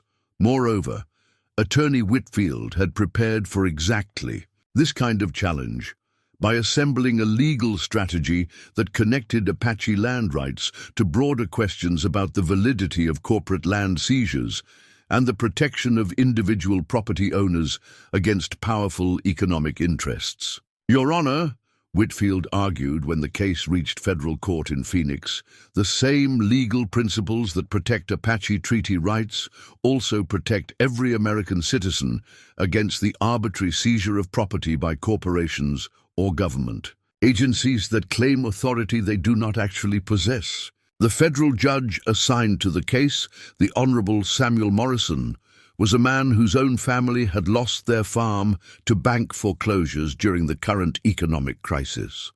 His sympathy for people facing displacement by powerful interests extended beyond racial categories to include anyone whose legal rights were being trampled by entities with more resources and political connections. Judge Morrison's ruling, delivered after 3 weeks of testimony and legal argument, established precedents that would influence territorial law for generations. The Spanish treaties were authentic and legally binding.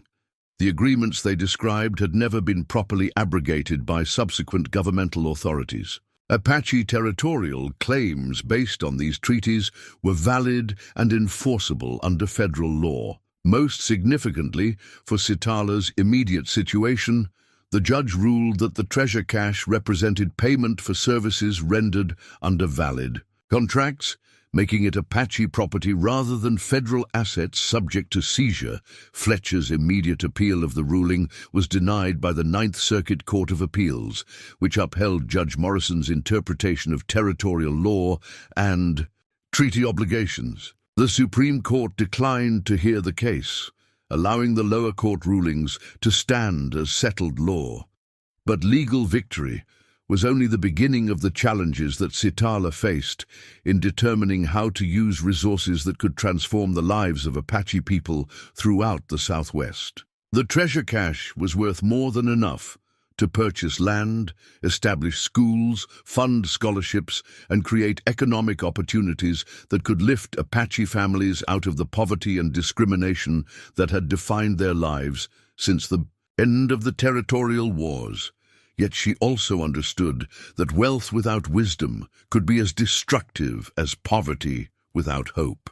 The careful balance that her ancestors had maintained between preservation and accessibility would need to be continued by institutions and leaders who shared their understanding of responsibility to future generations. Her solution honored both the traditions that had guided Apache survival for centuries and the practical needs of people trying to build sustainable lives in the modern world. The treasure would fund the establishment of a cultural preserve that would protect sacred sites while also creating an educational center where Apache children could learn traditional skills alongside contemporary academic subjects. The wolf pack that had guided her to this decision would remain as guardians of both the land and the values that made its protection meaningful. Their descendants would continue the partnership with human families that had begun beside a sacred spring when a lonely Apache girl had refused to let another creature die alone. As Sitala stood beside that same spring 60 years later, surrounded by legal documents that secured her people's future and wolf companions whose loyalty transcended the boundaries of species and generation, she understood that some bonds truly do echo across time to connect past sacrifices with future possibilities. 5 years had passed since the federal court ruling that established Apache sovereignty over the ancestral lands surrounding the sacred spring. During those years, Sitala had overseen the transformation of the treasure cache discovery into something that honored both the practical needs of her people and the spiritual responsibilities that had guided Apache relationships with the land since time beyond memory. The Naatok Cultural Preserve encompassed 15,000 acres of desert, mountains, and canyons where traditional Apache ways could be practiced alongside modern educational programs. The main facility, built with Apache labor using both traditional techniques and contemporary engineering, served as a school for Apache children from throughout the Southwest. Students learned to speak their native language, practice traditional crafts, and understand the ecological relationships that had allowed their ancestors to thrive in environments that challenged even experienced desert dwellers. But the preserve also offered programs in mathematics,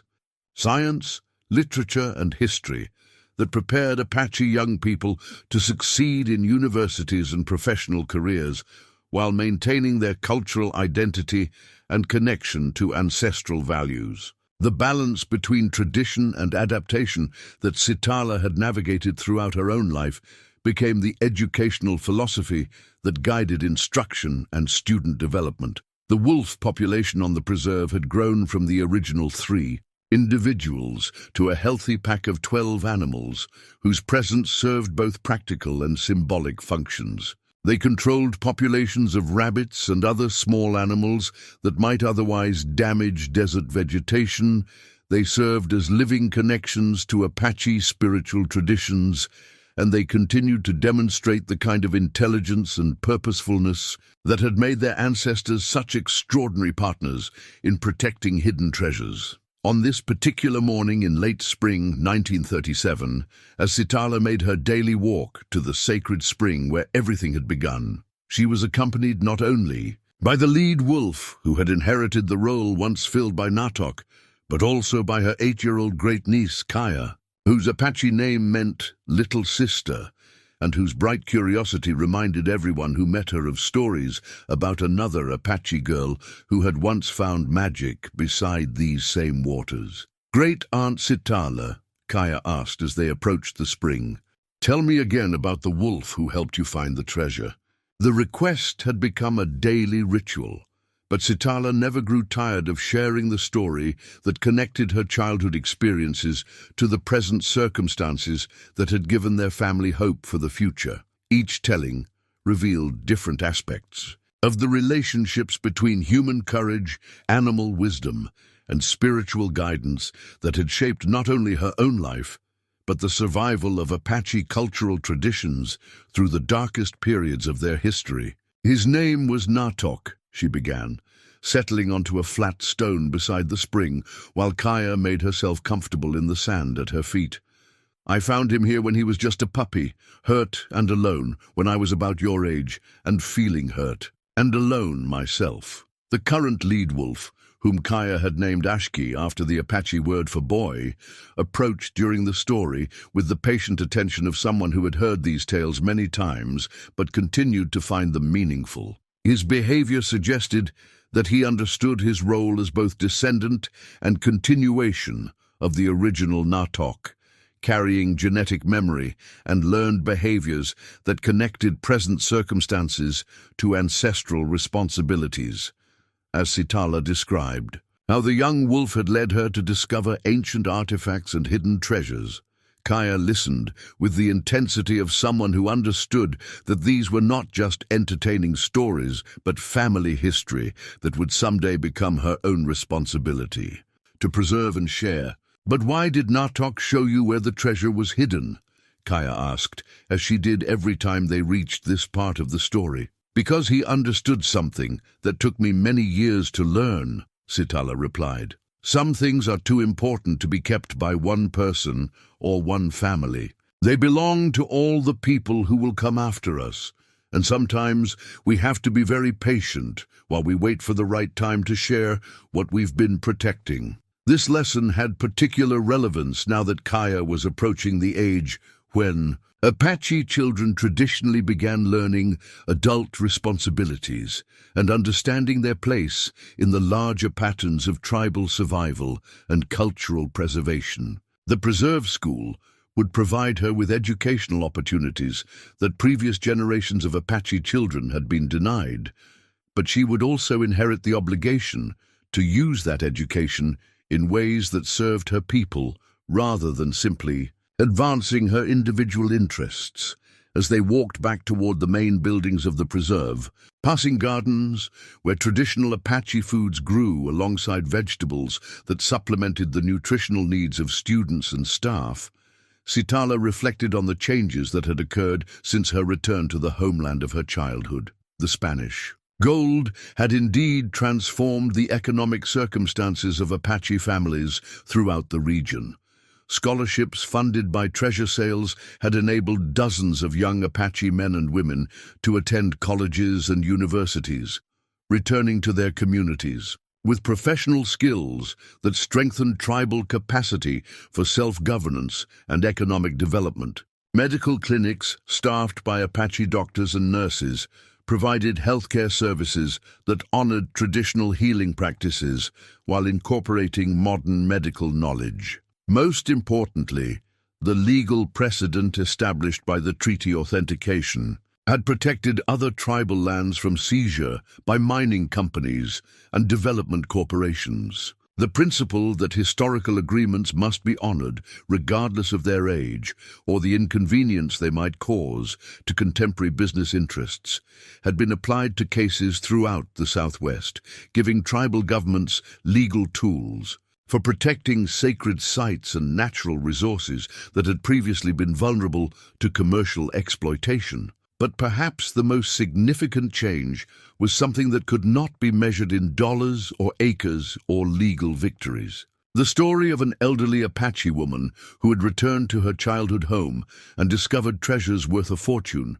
had captured national attention in ways that challenged stereotypes about tribal people and their relationships to American society. Newspapers and magazines had carried accounts of Sitala's legal battle against government seizure of Apache resources, portraying her as a figure who embodied both the dignity of traditional Indian life and the sophisticated understanding of American legal systems necessary for protecting tribal rights in modern courts. The coverage had been generally sympathetic, presenting Apache people as intelligent, determined, and deserving of respect, rather than as vanishing relics of a romanticized past. This positive publicity had created opportunities for other tribal leaders to advocate for their own communities' needs and rights, building on the precedents established by Sitala's case to advance causes that had previously been ignored by mainstream American politics and media.